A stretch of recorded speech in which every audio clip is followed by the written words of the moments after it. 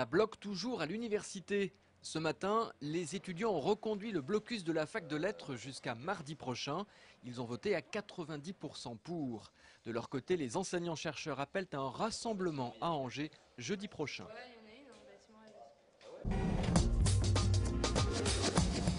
Vous avez peut-être déjà croisé un de ces nouveaux bus dans les rues angevines.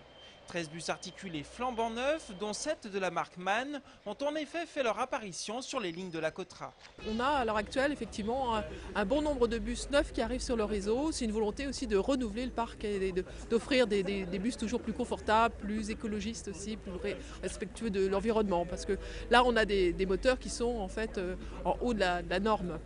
En plus d'être respectueux de l'environnement, ces bus présentent quelques améliorations en termes d'accessibilité par exemple, mais pas seulement. Sur ce bus-là, ce qui est intéressant, comme les rétros sont super grands, c'est que si on arrive sur un arrêt ou qu'on tape un arbre, on a une sécurité, il se déboîte le rétro. Vous voyez, il se défait comme ça. Même si on tape une personne, ça peut peut-être arriver. Et comme ça évite aussi de tout casser, puisque ça doit certainement coûter très cher, quoi. Moi je pense qu'ils sont quand même assez souples au niveau freinage et au niveau suspension, parce que c'est vrai qu'il y en a besoin avec l'état des routes qu'on a à Angers qui sont lamentables. Au total, ce sont 5 millions d'euros qui ont été investis par Angers-Loire Métropole pour l'achat de nouveaux véhicules. L'opération permet aux utilisateurs des transports en commun de bénéficier d'un niveau de confort appréciable. Pour s'asseoir, on est mieux assise. Sinon les fauteuils sont meilleurs. Et puis même pour les poussettes et les landaux, donc c'est mieux. Ils sont quand même contents, ça change un peu, quoi. À part ici, là, pour les poussettes, c'est pas trop agréable parce que l'espace est un peu réduit pour les monter dedans. Bon, c'est l'heure là ? Oui, c'est à l'heure qui m'appelle. Départ.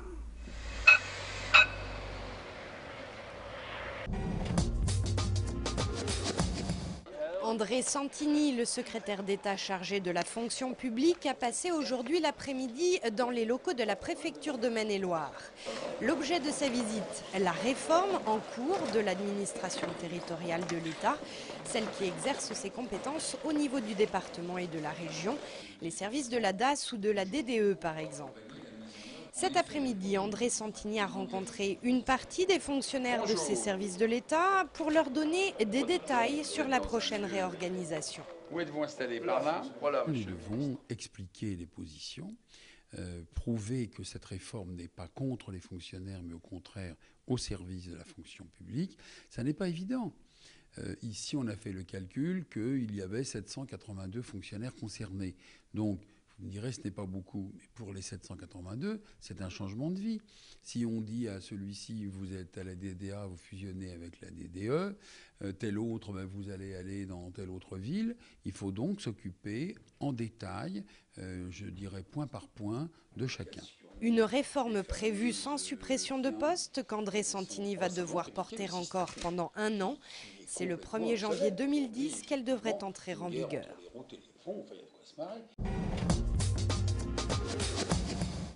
Un salon, une cuisine, des objets de décoration, tout laisse à croire que cet appartement est habité. Et pourtant non, puisque nous sommes dans un appartement pédagogique. Situé rue Lyonnaise à Angers, cet espace de 62 mètres carrés servira prochainement à former des demandeurs d'emploi dans le domaine des services d'aide à la personne. Ménage, repassage, mais aussi comment s'occuper d'un enfant ou d'une personne âgée. Ici, les bénéficiaires apprendront à faire les bons gestes en situation réelle. C'est un outil qui nous permet d'évaluer déjà les nouveaux salariés, les nouvelles candidatures, de pouvoir repérer effectivement leurs atouts par rapport aux interventions à domicile qu'elles auront à faire dans le futur et de pouvoir compléter les aspects plus, comment dirais-je, les compétences qu'il leur faudrait développer pour pouvoir répondre de manière qualitative finalement aux particuliers chez qui elles vont intervenir. L'appartement sera opérationnel le mois prochain.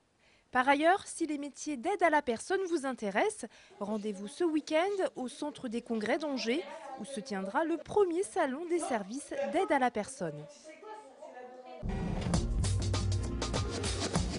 C'est l'histoire d'une amitié entre passionnés. Au début du mois, Sophie Bien-Aimée et ses écuyères ont dû quitter le musée vivant du cheval de Chantilly en raison de travaux qui s'y déroulent actuellement. Tout naturellement, elles se sont tournées vers la ville de Saumur pour les héberger durant quelques semaines. Les 30 chevaux et leurs cavalières naviguent donc entre l'école d'application de l'arme blindée cavalerie et l'école nationale d'équitation. Saumur porte vraiment bien son nom de capitale du cheval, où tout est fait pour bien accueillir les chevaux et leurs cavaliers. Donc ça se passe très bien, c'est très intense, on travaille beaucoup, on répète beaucoup, mais tout ça se fait dans le calme, la bonne humeur, et il y a un esprit sympathique qui fait que tout va bien quand même. La complicité aidant, l'idée d'un spectacle commun a germé. Les écuyères du musée vivant de Chantilly proposant de conjuguer leurs talents avec ceux du cadre noir de Saumur. Ce matin, tous les cavaliers s'étaient donné rendez-vous dans le grand manège de l'École nationale d'équitation pour une ultime répétition.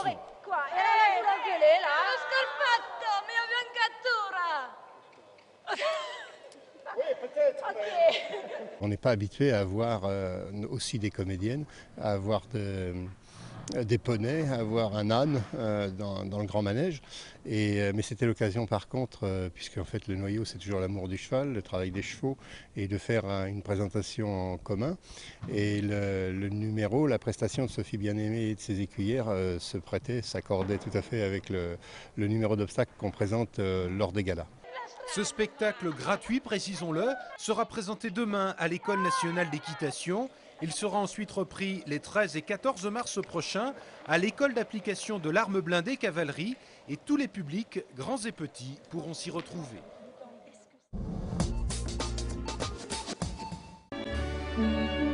À découvrir cette semaine dans le cadre des projections Connaissance du Monde, le film Les Chemins de Compostelle. Un film réalisé par un Angevin, Alain Delaporte. Il a vécu cette aventure unique sur les chemins de Compostelle. Il a décidé de faire découvrir ce long voyage à pied de 1700 km. Au-delà du défi physique, il montre l'aventure intime qui se joue pleine de rencontres et de partage.